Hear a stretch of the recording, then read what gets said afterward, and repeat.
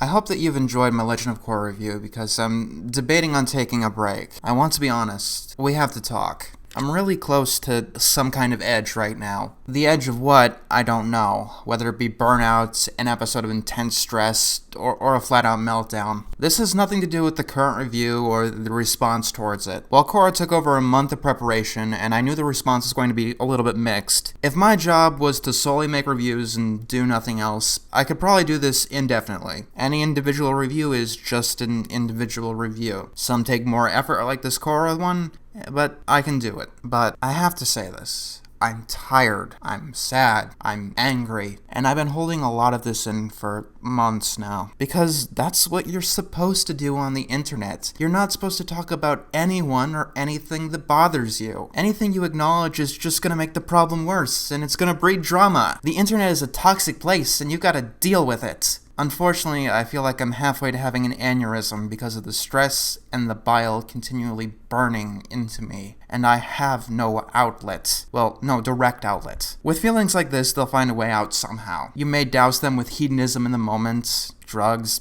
alcohol, eating lots of food, or you may get irritable in your daily life. Or, even more insidious, it might start sneaking into your creative work. And we all know the kinds of things that I create when stress creates a product for me. I create things like the original Rocket Monkeys review. And we all know that this happened. We all know this because we can't forget this because no one will let us forget that this ever happened. I will know that this happened until the day that I die. And it's going to be a story that strangers tell to my grandchildren. I know that people would immediately scoff at me for saying that what I do on YouTube is any form of a job, but it is. It's something that I do on a daily basis, and it's something that I get paid for. It is, by definition, a job. I can go into a deep session about everything this job entails, but some of the minute details are boring. Most of the minute details are boring. My audio editing is boring. Me watching a cartoon movie or episode and writing down the script is boring. And I have hired someone else to do editing for me, but from experience, watching someone do video editing is boring. So I thought I'd talk about some of the not boring aspects of my job. The ones that make me wish that I had a boring job. Because you see, one part of my job is not saying anything when people shit-talk you. No matter how often they do it, and no matter how harsh or unwarranted it is. Even if dozens of people do it. Even if it's become a bandwagon. The proper protocol, you're told time and again, is to just ignore it. But I'm a human being, and there's only so much that I can ignore. I debated making this video like a satirical rant on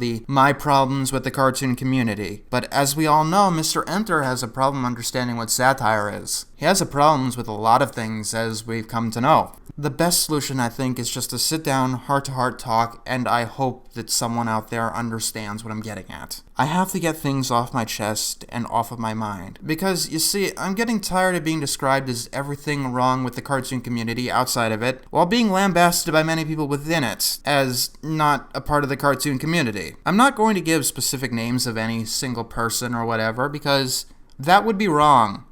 Telling everyone that you hate this specific person and what they do is wrong. I have tried to ignore this. Every time that someone farts in my direction, I will be told about it. Repeatedly. I'm really getting sick and tired of people coming up to me just saying, "Hey, did you know this person you never heard of is shit-talking you?"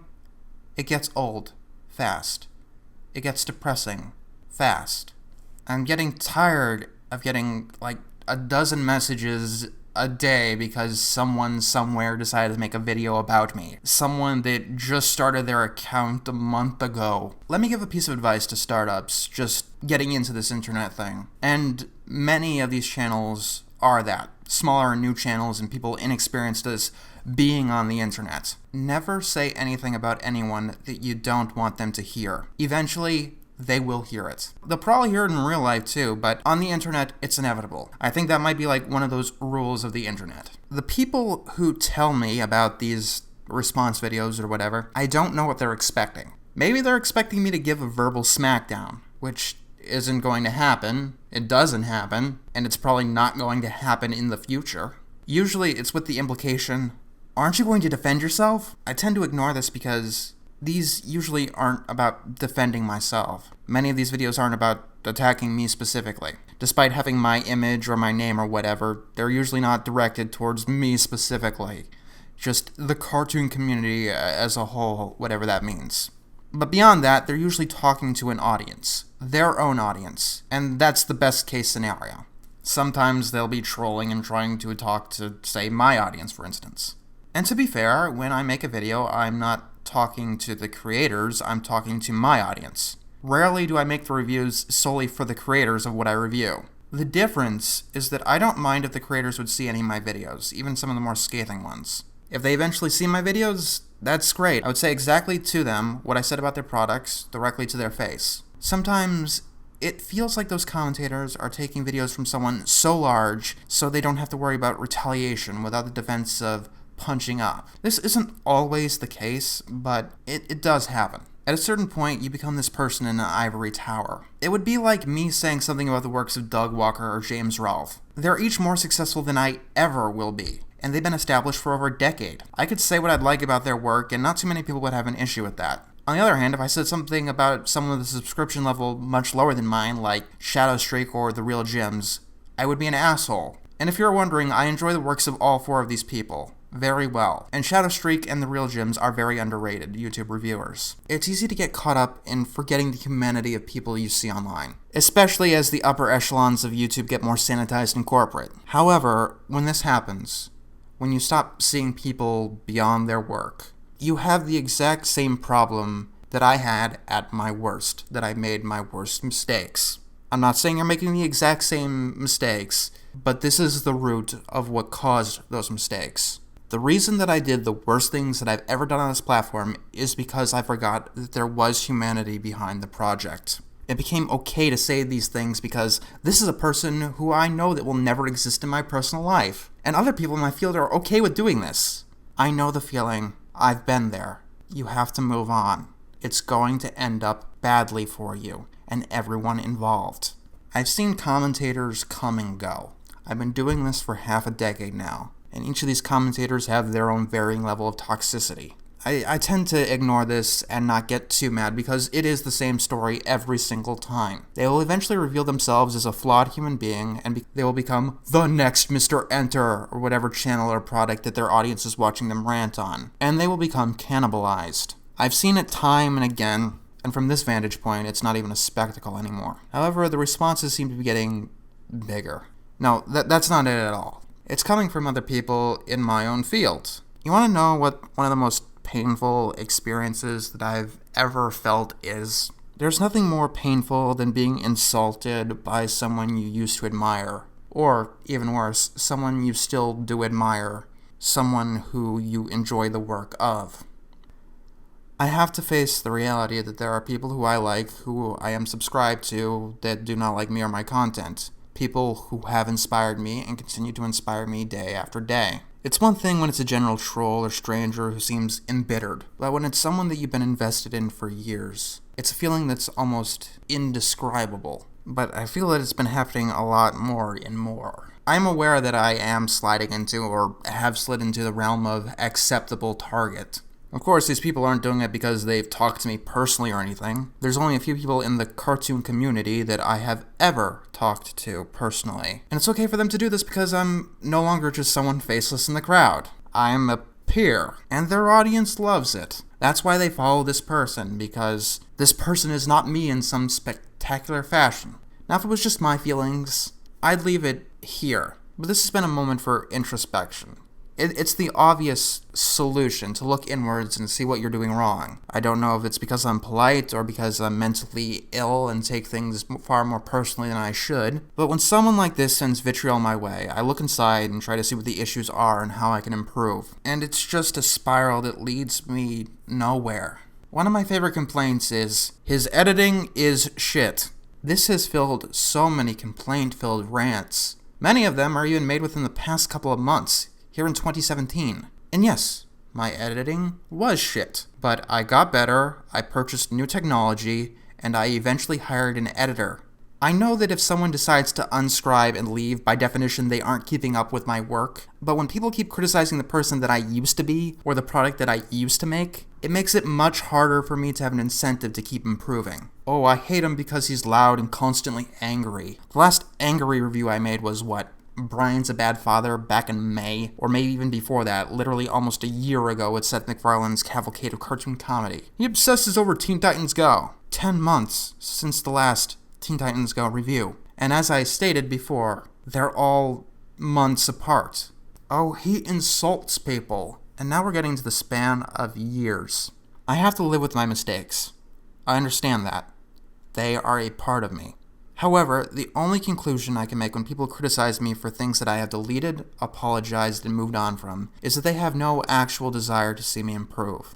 It is one thing if you're picking apart a single video for any particular attribute. If I made a terrible video a million years ago, fine, you're free to criticize it and call that video bad. But when you take a video from so long ago to say that I'm a bad content creator now, I literally cannot use or trust your criticism. What can I really say to that? 2014 me takes your advice in stride and he will do the best that he can to improve. Congratulations, we've gone in a circle. This, more than anything else, is affecting me right now in the present to the point where it's become a constant anxiety. I constantly worry that I'm going to meet someone, we're going to have a friendship or a good relationship, and then they're going to find out about a shitty thing I've done in the past, and they'll never want to speak to me again. This is an anxiety because this has happened to me before. I can't change the past. I understand this. What I did, I will always have did. What I've been, I will always have been. But I want to be a better person than that. I think that I am a better person. And I believe that I am finding my way upward, slowly but surely. It's been repeatedly proven to me that I can't erase the past. Even say, deleting a video doesn't work because they will always crop back up. Even if it was deleted because I thought it would do damage to another individual. Seriously, anything I delete will be back up. Did you know that you can find some of the Let's Plays that I did back in early 2011? Those Let's Plays that I did on a channel that no longer exists, that had 80 subscribers in its height, and had no more than 200 views on any video. If those can come back, anything I do now, I am hyper aware it is permanent. It is part of the eternal tapestry that is my life. And me deleting any particular video, it does send a message. One person can interpret it as me either improving and moving on, or as an attempt to try and hide what I've done in the past. But let's move on.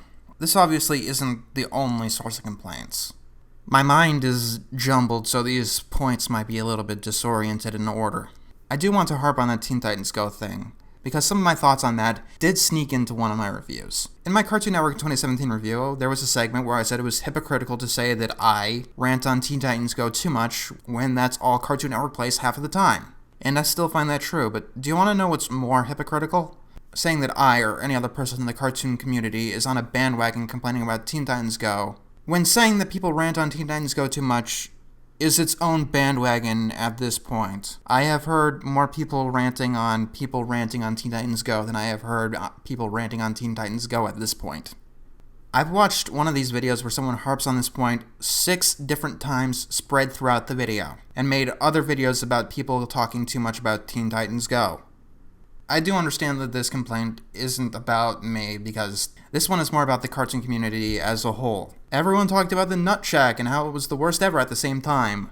Why are all the popular cartoon reviewers talking about Show A or Show B, the Emoji Movie or the Magic School Bus reboot or whatever? Every reviewer I've ever heard about is talking about this specific thing at this time. Why do all the popular ones do this? I'm going to hit you with a depressing fact. This is how YouTube works. You don't get popular by going over the works of Winsor McKay, or reviewing an obscure show from the 90s that no one has ever heard of. When it comes to the big boys, you have to remember that this is their job. And since the dawn of criticism, if a critic wants to stay relevant, they have to talk about what's new and hot, or they will fade away. It doesn't matter the medium. If a food critic always avoids the newest restaurant opening, they will be outmatched by the food critic who only goes after new restaurant openings. And soon, you're going to find out that most of the popular food critics are reviewing the new restaurants. And this is where money comes into play.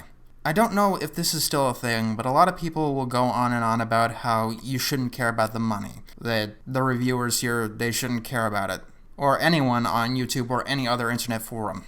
Alright, let's play that game in another medium. Imagine for a second if no one could make money off of animation. Everyone kept their dignity and they only did it for the art. In fact, they'd have to give up money just to do it and buy expensive art supplies. Then you don't get companies like Disney that work as hard as they can to push the medium forward. They, by design, couldn't exist. If no one could make money off of YouTube, for instance, nearly 100% of the website would be people talking to a shitty webcam in a dark room, and the website would go bankrupt faster than it is going bankrupt now. I have to make sure that I can pay someone to fix my shitty editing, remember? And to buy equipment, and even in a minimalist setup like mine, I need a computer and I need to maintain that computer. I need a microphone, a pop filter, and a good editing program. To keep going, I'm probably also going to need my own website with unlimited hard drive space for uploading. Want to get kind of fancy? A decent camera will cost you money. Hell, a shitty camera will cost you money. And any camera is going to need a tripod. I'm not saying that I do this for money, and I'm not going to level that accusation at anyone. Just the opposite. I'm just saying that for any of these people to keep going, generally, they have to make money. And that does occasionally mean talking about the most popular hot new thing that's out there. Anytime they don't, it can be seen as lost business opportunity. In this way, the cartoon community sucks in the same way as every other community sucks. You know, like how every single video game reviewer is going to talk about the newest Nintendo launch. Unless they are a niche, like a retro gamer. But even in the niche, there are still popular choices. A retro gamer is probably going to talk about Earthbound and Zombies Ate My Neighbors at some point. Those are popular, underrated retro games. But a niche, by definition, doesn't get the same audience size. You can't complain that the biggest person on the platform is talking about the most popular whatever, because almost by definition, that's what makes them the biggest. YouTube's algorithms do encourage a lot of people to water down their content, to talk about what is popular, even so far as to add filler. I don't do this, but I do know why some people do. A criticism that comes with this is that we all seem to have the same opinion, or that we're just giving a voice to fan outrage. Ignoring the fact that I just reviewed a season of one of the most popular and beloved shows of the decade, the reason for this is, they say that art is subjective, but there's usually a large amount of consensus on things. Most people are going to agree that The Nut Shack is bad. You might get a so bad it's good feeling from it, but most people agree that it's technically bad. Most people agree that Avatar: The Last Airbender is technically good. A popular opinion, by definition, is one that most people have. And if you're constantly giving off unpopular opinions, even if they're 100% honest, you can come off as a troll, because that's the culture that the internet has bred. Face it, if my core review was the first thing that I released, you'd either think that I was a troll or trying to be edgy. Even this far in, some people still think that I was just trying to be edgy. Having an unpopular opinion, unfortunately, is something that you kind of have to earn the right to if you want people to take you seriously, and that is sad. And I guess that brings me to one of the biggest criticisms I get, that I take things too seriously. Has it happened? Even I'll say yes. I'll point out 12-ounce mouse review right off the bat. I'm definitely guilty of taking things too seriously on occasion. However, this criticism often comes from people who would think that any debate about cartoons is taking them too seriously. Or even any media in general. It's just entertainment after all. The deflections I usually get are it's either children's stuff, it's stupid comedy, it's satire, etc. This could be its own video, and maybe at some point it will be. But I have an understanding that art can change people's lives. I know that a piece of art can change people's lives. After all, something as poorly made as the SpongeBob Season 6 episode The Splinter, something that simple did change mine. And you can give just as much credit to a show about cartoon talking horses. I understand that media can have a vast effect on people's lives. If you want to go beyond me, as much as I ranted about Totally Spies, something really ridiculous and corny, I understand that it has helped people discover their sexuality or a specific kink. That is important on some level to some people. It's one small example. But when a cartoon horse like BoJack Horseman can make people break down and cry and rethink their entire life, I understand that there's something more fundamental to our entertainment than just something to pass the time. But you don't want to take this seriously at all. People should just ignore it. Fine. Alright, whatever. Let's talk about what an animator actually does. First of all, a good chunk of people who have a real animation job are basically told to follow a lead animator on model sheets with no creative input, doing exactly what they're told, or getting fired. But let's say that you do become a creative and well-known. You're a famous animator. Then you need to give up the copyright to your intellectual property to a studio that's going to change the vision, cut it short with no real reason or explanation, or keep it going long after you've ever come up with it. Then a few years later, they'll reboot it without your consent. Your creative masterpiece will then be beaten out by something incredibly corporate, and the existence of what you have made will be completely dependent on entirely how many toys the company can sell. And if you get really, really big like Tex Avery or Hanna-Barbera, your name becomes a brand, used to sell out mediocre cash-in products. If you speak shit about your studio or your company, you will be reprimanded. Most likely, you'll be anonymous. You won't own any of your drawings, but you need to make things as cheap as possible to keep the studio from outsourcing to South Korea. As I've learned, the story behind Sausage Party isn't the most common thing in the world. Even people who have risen through the ranks don't get a break. Lauren Faust and Gennady Tartakovsky were both working on films at Sony, who decided that the much more marketable Emoji Movie was the better option. Craig McCracken's old show was taken and rebooted without his consent or opinion. Tom Warburton's reboot idea was given the middle finger. Rebecca Sugar's own cartoon keeps losing time to something a little bit more marketable and commercialized. And I'm just off of Korra that was utterly destroyed by executive meddling. And not to mention, if you complain about any of this, you will be berated by your network, and it will damage your future career prospects. I suppose you could go independent, but to do that you're going to need more time than even exists between working a job that actually pays and other obligations. You have two choices. You can either make something really, really visually interesting and never get noticed as the internet algorithms kill you, or you can make something minimalist every couple of weeks to actually get somewhere and get noticed. The corporate culture of animation is in a bad place right now, and I understand this because I take the medium seriously. But I guess it's worth all of this to be told that your work and effort isn't meant to be taken seriously, that it's meant to entertain little kids, that it's just meant to make you laugh, that it isn't worth the time and critical thought you put into it. I take cartoons seriously, and I will not apologize for the mere fact of that at any point. I think that they deserve to be taken seriously. Yes, at some points I can take things too seriously. Nitpicks will arise. But keep in mind, just because I bring up there being a fire underwater doesn't mean that I think a SpongeBob episode as a whole is bad. A Pal for Gary is not bad because there's fire underwater. It's bad because SpongeBob is an idiot and it constantly tortures Gary for no reason. And what I definitely don't do is complain that an episode is bad because it stars a talking sponge who lives in a pineapple. My Totally Spies review was more or less dedicated to exploring this idea. This is because I've become hyper-vigilant that people are waiting for me to screw up. I made it known that I've been working on what I want to be my own book and animation series.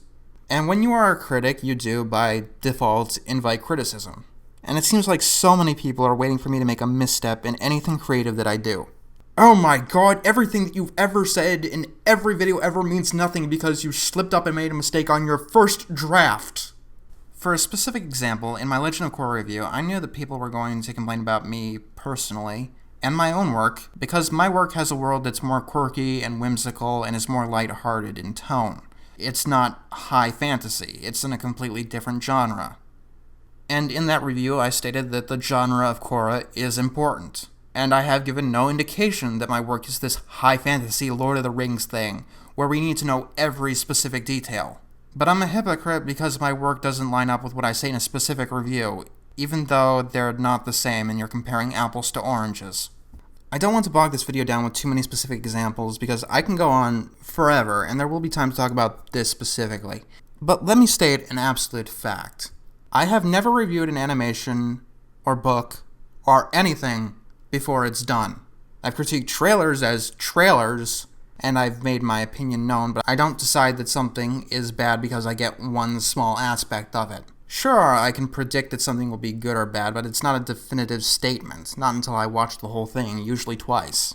I do not critique first drafts. I've said that things feel like first drafts, and maybe they are, but if they decided to package it, sell it, and distribute it for a mass audience, then they are past the points of rewrites.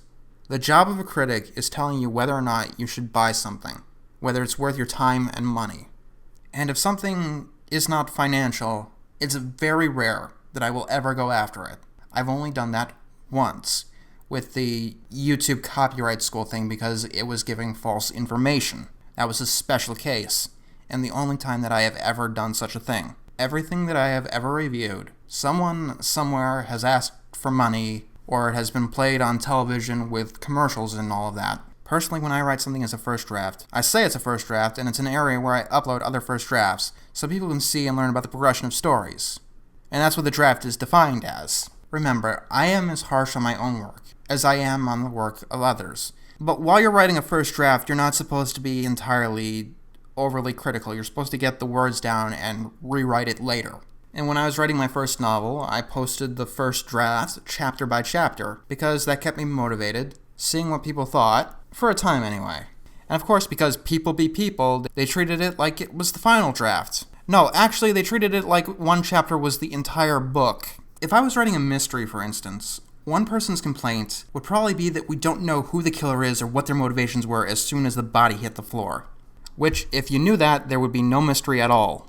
I had gotten complaints and criticisms asking me about why things were happening when they were going to be explained later, because that's how the plot works. I was releasing this by chapter, and you don't get all of the information immediately. When you do that, you have a clusterfuck. But the most common and, I guess, famous criticism of what I'm making is that it has a ridiculous premise. One that can't make sense no matter what. To go over it really quick, my work takes place in a fantastical world where the roles of kids and adults have been reversed, although people still age normally, and it's always been like that, and it's not a dystopia. And I understand that some people might not buy the premise immediately, but saying that it is too ridiculous and can never work when it's being planned to be a cartoon is just mystifying. This is a medium where a talking sponge lives in a pineapple under the sea, a secret agency of kids is fighting adult tyranny, superpowered little girls are made with ingredients from a spice cabinet, there's a world where people and cartoons cohabitate,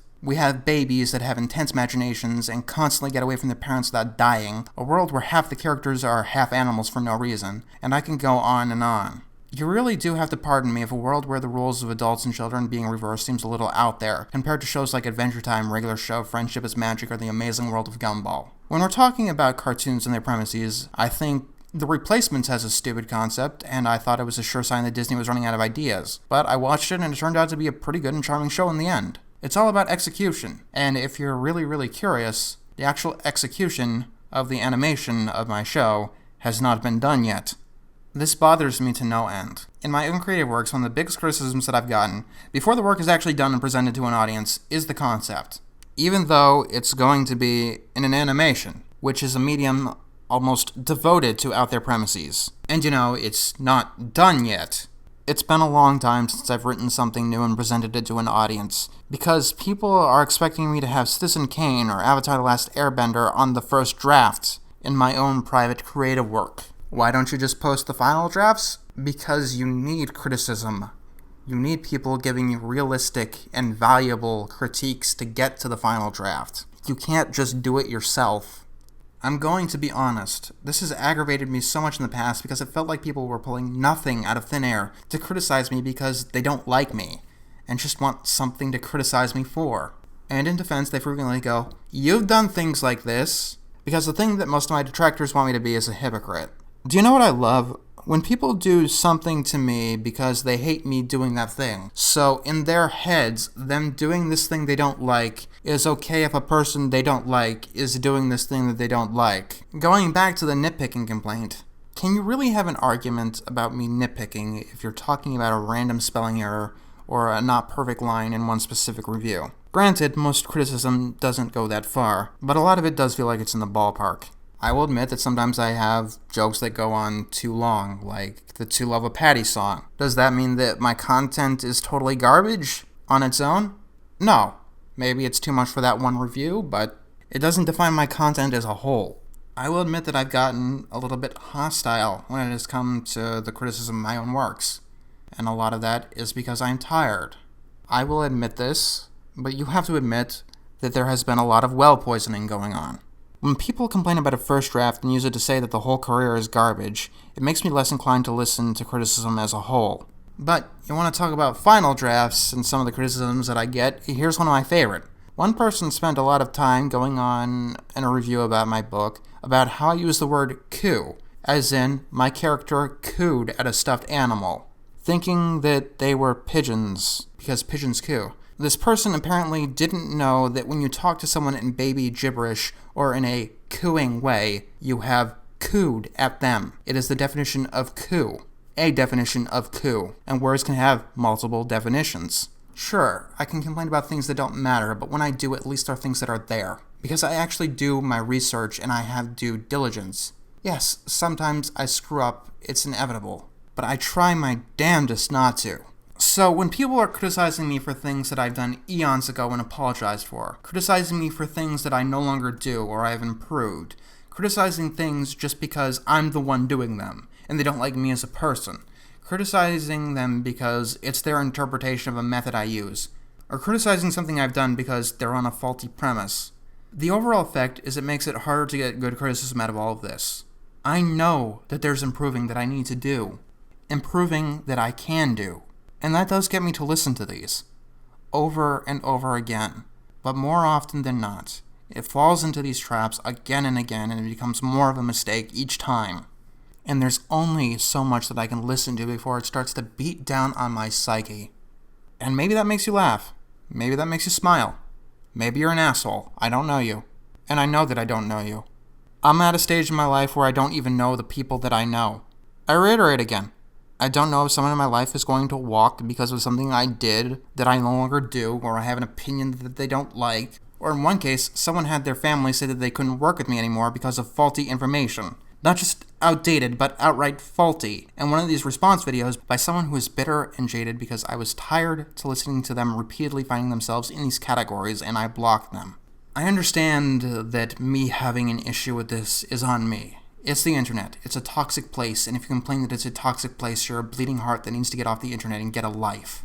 It doesn't matter if you have a job there, or you have young family members that might end up pissing off some jackass and get doxxed because that person forgets that there is a person on the other side of the screen. Here on the internet, we give graphic death threats to people for fun, and then we lynch anyone who complains that this might not be the most pleasant behavior. That's the internet. It's how it works, and it's how it'll always work. Until people get fed up with this bullshit and decide that censorship is the better option. You're not supposed to say anything about anything that's been done to you on the internet because ignoring the problem makes it go away. I was told that all of my life, and it hasn't worked out yet. Anytime I've ignored a bully, they've ramped up their abuse. You ignore a sibling trying to annoy you, they will try harder and harder to annoy you. You ignore people on the internet, they will try harder and use more extreme measures to get a rise out of you. It's how people work. We're long beyond people wanting a response. I understand some of them just want to vent. Some of them have personal issues. And a lot of the times, what they're saying really has nothing to do with me. And how I feel or what I do is actually irrelevant to the entire equation. The ultimate point. At the end of the day, you have to remember that most of us in the cartoon community, or anyone who makes content on the internet, fell into this. No one personally plans to get any kind of internet job. It doesn't happen. I mean, yes, you can create a corporation like Watch Mojo or whatever and rake in the views, but I'm talking about an actual personality. You post things and an audience likes what you do. And very rarely is it what you actually wanted to do or expected you wanted to do with your life. A few examples. Doug Walker wanted to go into sketch comedy. He ended up reviewing movies. James Rolfe is more of a movie nerd than a video game nerd. Derek Alexander is or was primarily a music guy. I myself originally wanted to go into video games to make them. And now I'm planning to make a cartoon. And you have to remember that for anyone on the internet, it's a constant learning experience. And so far, there aren't any books or tutorials on this. It's constantly improv. And when you improv, you make mistakes. And you develop. You can see my whole life since 2011 on the internet, in some form or another. And sometimes it's easy to forget that the fourth dimension is a thing. And the character development doesn't just happen to people on the screen. It happens to people in real life. People change over time. That can be good, that can be bad, that can be frightening, or that can be happy. But they do change. You have to remember that unlike big companies of the media of old, much of what you watch here on the internet comes from either one person or a small team. People are fallible, and they can have hard days just like everyone else. A lot of the worst videos that I've ever made are because of stress or burnout. You know, the temptation to just release something because that's what people want from you. It's easy to say to just walk away and give it a break, but sometimes you don't get that luxury. I know that in 5 or 10 years, much of this probably isn't going to matter. At a certain point in the future, no one's going to remember anything I did here or anything I've ever done. I will have faded into the background, like so many others that have gone away over time. The internet erodes fast, and it's constantly changing. A lot of people are just trying to earn a living one way or another. But in all of this, I guess that you just have to remember that there's a human being on the other side of the screen.